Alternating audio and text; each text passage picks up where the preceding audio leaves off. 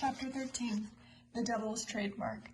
One day, when John and I had been out on some business for our master, we were returning gently on a long straight road.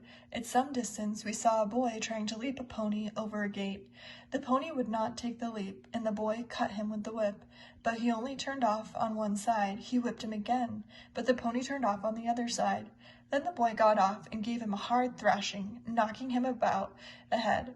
Then he got up and tried to make him leap the gate, kicking him all the time shamefully, but still the pony refused.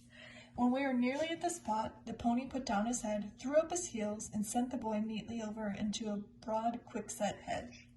And with the rein dangling from his head, he set off home at a full gallop. John laughed out quite loudly. "Serve him right," he said.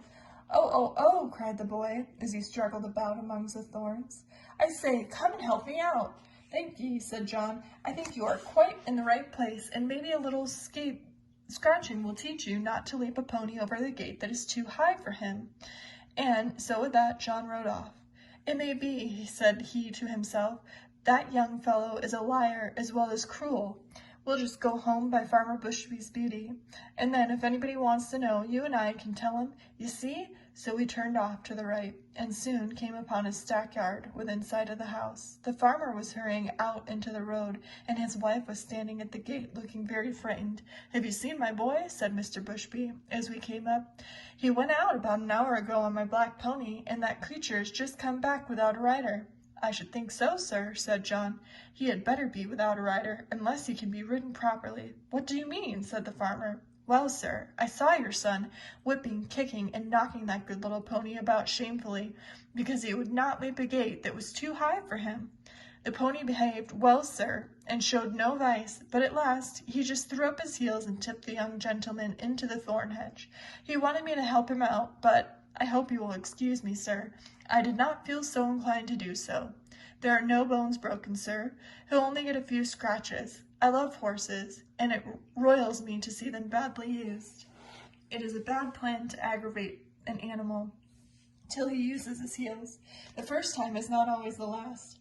During this time, the mother began to cry, "Oh, my poor Bill! I must go meet him. He must be hurt." "You had better go into the house, wife," said the farmer. "Bill wants a lesson about this, and I must see that he gets it.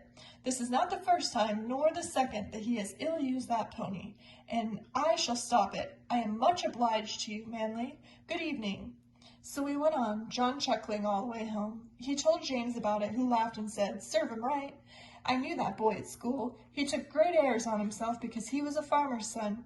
He used to swagger about and bully little boys. Of course, we elder ones would not have any of that nonsense, and let him know that in school and playground, farmers' sons and laborers' sons, we are all alike.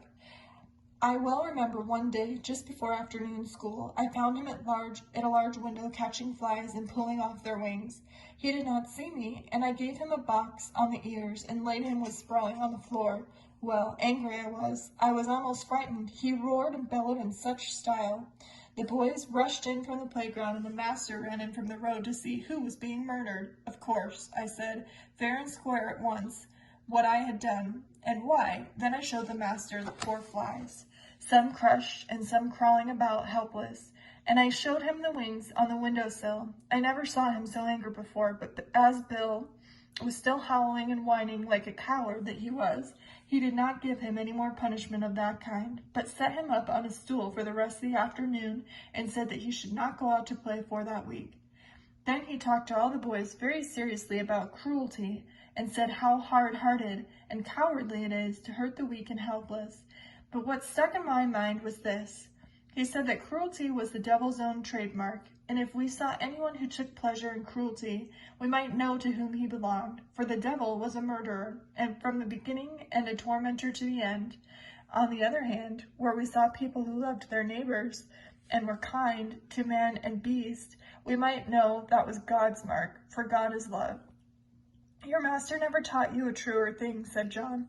"There is no religion without love. People may talk as much as they like about their religion, but if it does not teach them to be good and kind to man and beast, it is all a sham, James, and it won't stand when things come to be turned inside out and put down for what they are."